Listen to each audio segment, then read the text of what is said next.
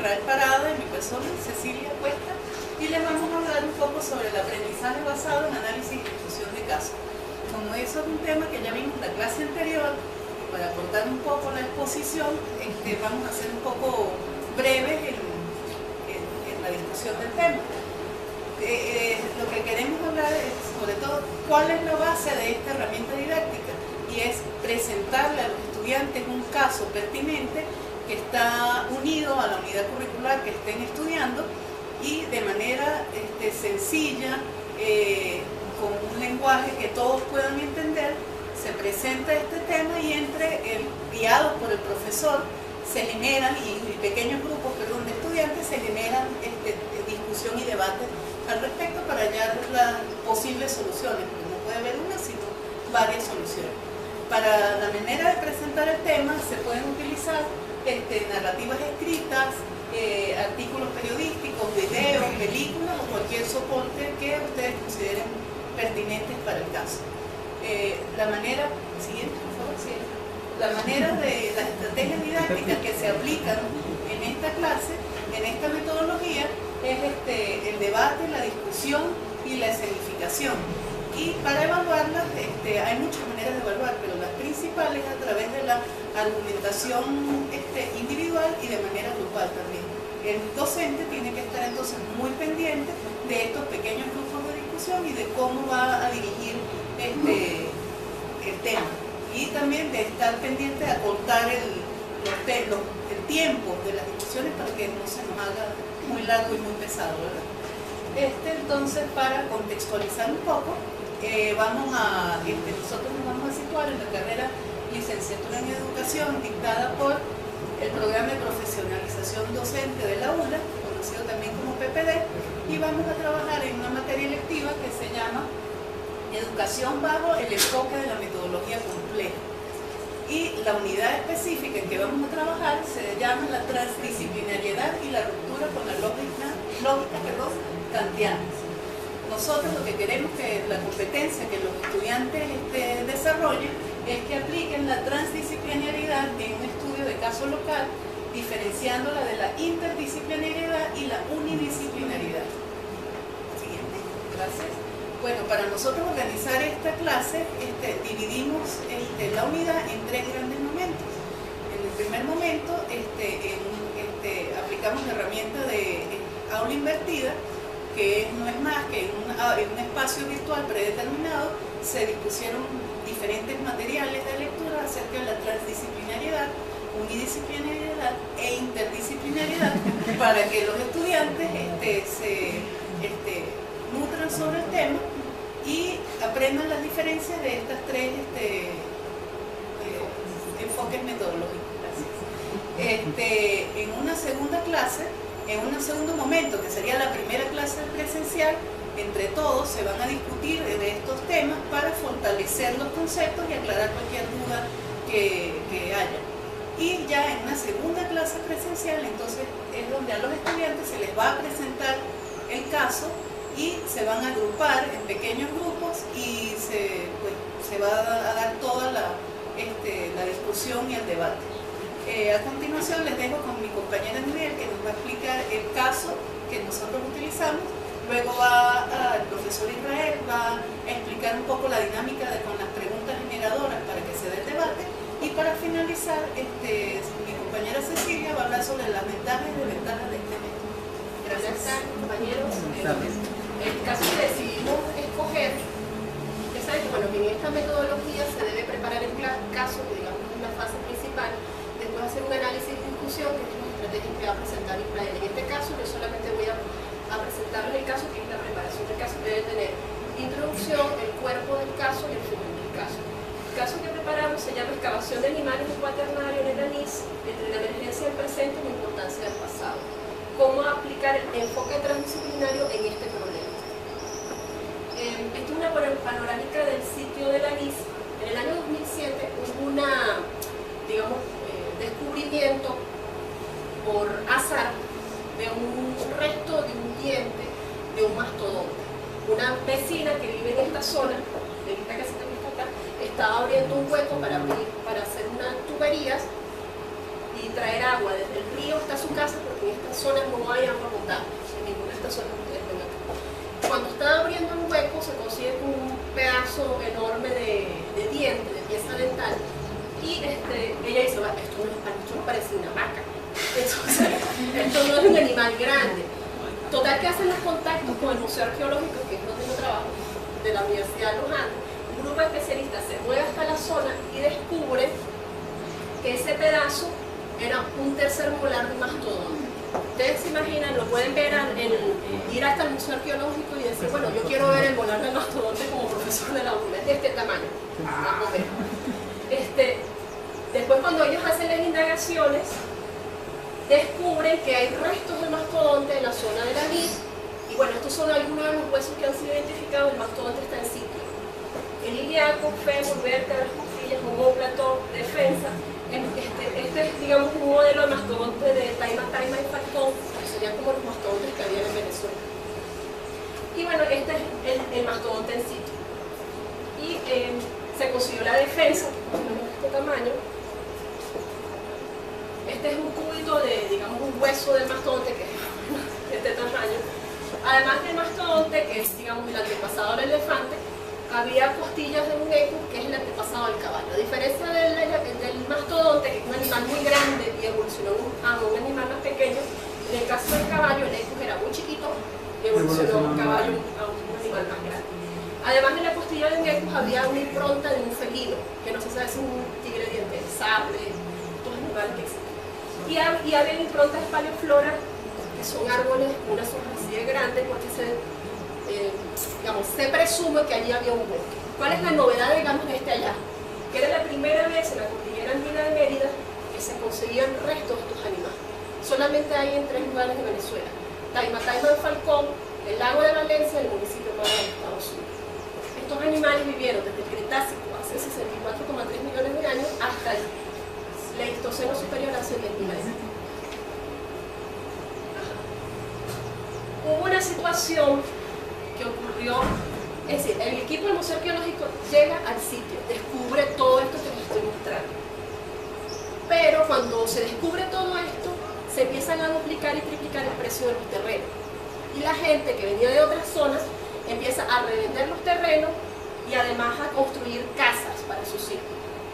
Cuando ellos se van del acceso vacacional, los especialistas del Museo Arqueológico en el 2007 y regresan en enero del 2008, resulta que uno de los vecinos metió una retroexcavadora en el patio de su casa para hacerle la casa a uno de sus hijos, que estaba la mujer embarazada, y destruyó un megaterio completo.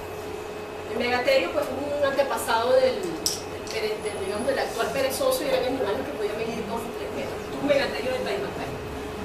Es decir, fue terrible, por supuesto, para los especialistas del Museo Arqueológico, porque después se determinó que era una especie única en América Latina y en el mundo. Es decir, el megaterio de Taima no era nada igual al megaterio de la NASA. Obviamente, esto generó una serie de problemas con la comunidad, entre los especialistas del Museo Arqueológico y la comunidad. Por eso hablamos de la emergencia del presente y, bueno, de la importancia del pasado. Entonces, bueno, viene mi compañero Israel a explicar un poco la dinámica del caso. Bueno, entonces, como ya mencionó la compañera Cecilia al principio, pues ya todos tenemos más o menos una idea de qué se trata esta metodología de enseñanza. Hay que hacer una pequeña distinción entre este tipo de metodologías y, por ejemplo, el estudio del aprendizaje basado en proyectos o el aprendizaje basado en problemas, en que la idea del aprendizaje basado en estudio o análisis de casos no trata de resolver un problema. Se trata de un problema algo que ya sucedió, algo que ya fue analizado y algo que ya, digamos, lo que nosotros vamos a tratar de hacer es que los estudiantes analicen y estudien ese problema desde un punto de vista que el docente es el que va a tratar de guiar. O sea, el docente va a tratar de pedirle a los estudiantes, porque mire, este es el caso que yo les voy a plantear, yo quiero que ustedes analicen este caso desde el punto de vista en nuestra unidad curricular de la transdisciplinaridad. ¿Ok? Perfecto. Entonces, como ya mencionaron, hay 2 etapas previas, que es la etapa de la aula invertida y la etapa de la primera clase presencial, en la cual ya debería estar bastante claro para todos los estudiantes los distintos conceptos acerca de la transdisciplinaridad, de la multidisciplinaridad y de la unidisciplinaridad. Ok, entonces la idea es que les voy a escribir aquí es cómo sería entonces la parte del análisis de casos para terminar de consolidar los conocimientos teóricos que ya lograron obtener previamente. Ok, la idea que nosotros teníamos fue, pues, en un primer momento, en un primer instante, sería separar o dividir al grupo de estudiantes, en este caso a los estudiantes del PPD, en dos grandes grupos, entre los cuales se les va a presentar el caso, tal cual como lo acaba de presentar Annette. Podría ser una presentación así como la que hizo ella, utilizando un BIM y dando la explicación oral, o podría ser simplemente presentarles un material escrito o un video, de cualquier forma. O sea, la idea es que los estudiantes conozcan el caso. Luego de eso, entonces, el profesor o el docente, en este caso en persona, va a tratar de guiar a los estudiantes en cuanto a una discusión, un debate que ellos van a tener interno dentro de cada grupo, luego de asignar ciertos roles entre ellos. Bueno, por ejemplo, se invitan a reunirse en dos grupos para hacer un debate, que discutan entre ellos el caso durante no más de 30 minutos. O sea, se tiene que hacer una discusión dentro de los grupos, digamos, un tiempo prudencial que sea lo suficiente como para llegar a algún resultado útil, pero que no sea demasiado extendido como para que la clase no dure demasiado. ¿Okay? Luego de eso, dentro de cada grupo se va a seleccionar a 3 personas elegidos entre ellos para llevar a cabo la exposición de los resultados de esa dinámica. Siguiente. Ok, para eso la idea del docente es guiar el proceso de debate. Entonces no se trata simplemente de presentarles un caso y decirles, bueno, hablan ustedes acerca del caso. Entonces de repente uno empieza a hablar, ay sí que los megaterios son bonitos, o ay qué lástima que el mastodonte no salió en mi casa porque hubiera vendido el triple precio.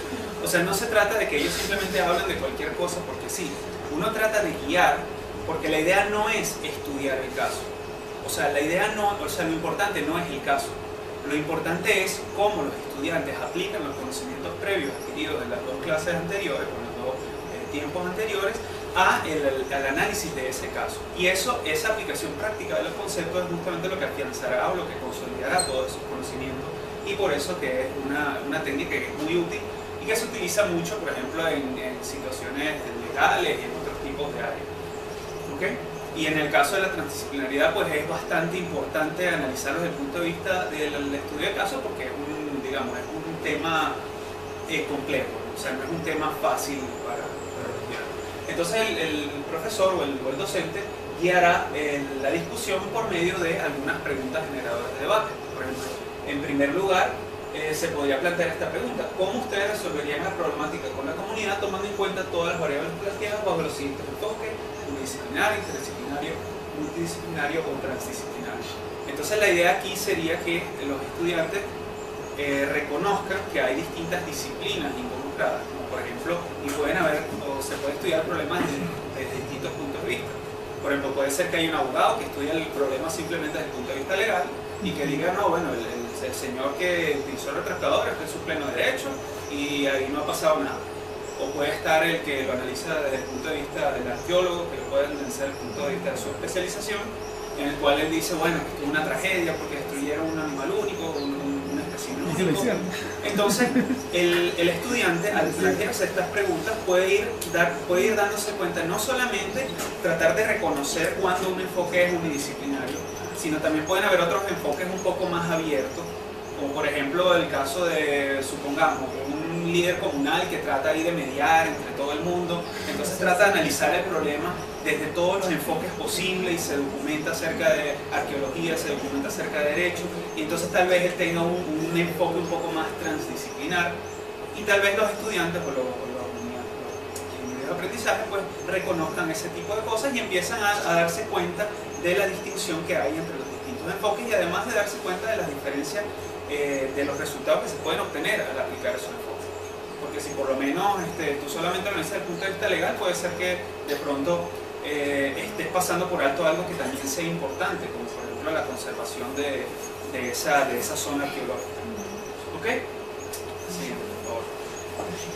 Luego de eso, claro, dentro de cada uno de los grupos se seleccionaría 3 individuos, como le dije, 3 personas que van a explicar el problema desde el punto de vista unidisciplinario, inter o transdisciplinario. Y luego se llegaría a una segunda parte de la estrategia en la cual se van a volver a dividir, pero en grupos ahora más pequeños. Por ejemplo, la idea que se nos ocurrió a nosotros era separarlos o sea, que cada uno de los estudiantes seleccionara un rol de una de las personas involucradas en el caso, como por ejemplo investigadores en un centro biológico, el vecino que quiere hacer su casa, o por decir otro ejemplo, un maestro de una escuela o liceo, y se agruparan según cada uno de los roles para analizar el problema desde el punto de vista de cada uno de esos roles. ¿Okay? Luego de esto, entonces el profesor vuelve a hacer una serie de preguntas guiadas, o sea, una serie de preguntas que van a guiar el debate que se va a dar entre los distintos estudiantes.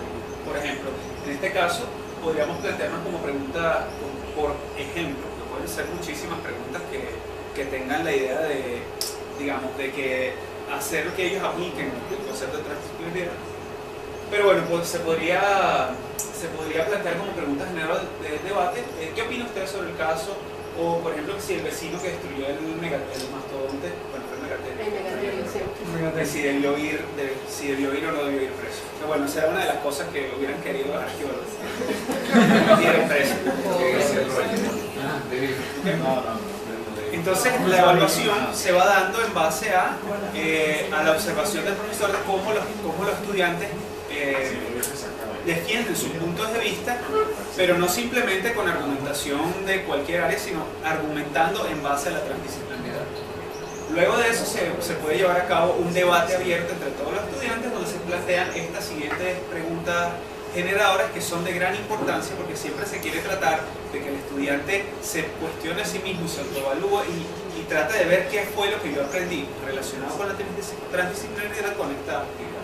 Entonces, por ejemplo, el análisis de cuáles de las posturas asumidas revela un enfoque multidisciplinario, inter o transdisciplinario, cuáles consideran pueden ser las ventajas y desventajas de cada enfoque y una pregunta muy importante podría ser si cree usted que asumir tal o cual enfoque beneficiaría su futura práctica profesional. Muchas gracias. Ahora bueno, ya para ir cerrando, pues les voy a hablar un poquito sobre las ventajas y desventajas de este modelo instruccional. ¿Cómo es el estudio de caso? Con respecto a las ventajas, la principal ventaja que tiene este modelo es que se parte de casos reales, ¿okay? Y esto ayuda a mantener motivados a los estudiantes, ¿okay? Porque estamos trabajando en un caso real. Esa es la principal ventaja. Por otro lado, pues se refuerza, se pone en práctica las habilidades de análisis, de escucha, de observación, de trabajo en equipo, de toma de decisiones, porque es un modelo que se resuelve en equipo, en trabajo en equipo, ¿okay? Además, pues se refuerza contenidos, porque al discutir en grupo, llegar a consensos y reflexionar en equipo, pues se refuerzan conceptos que tienen que ver con los contenidos del caso, ¿okay? Con respecto a las desventajas, hay una que es la principal. El plantear un caso lleva tiempo para el profesor, ¿okay? Hay que estudiarlo, hay que seleccionarlo, hay que analizarlo, hay que redactarlo, ¿okay? Y buscar la manera de cómo se presenta el caso. Y esto, bueno, la mayoría de los modelos, cuando se diseña una clase, el profesor invierte tiempo. Pero solamente el plantear un caso, el redactar un problema, para cuando es un modelo de aprendizaje basado en problemas, lleva mucho tiempo. Entonces, esto sería la principal desventaja. Otra desventaja, si el profesor no tiene habilidades para controlar, para dirigir los grupos, para mantener los equipos dinamizados, se puede convertir en un fracaso la solución del caso. O sea, hay que mantener los grupos activos para poder llegar a la solución del caso.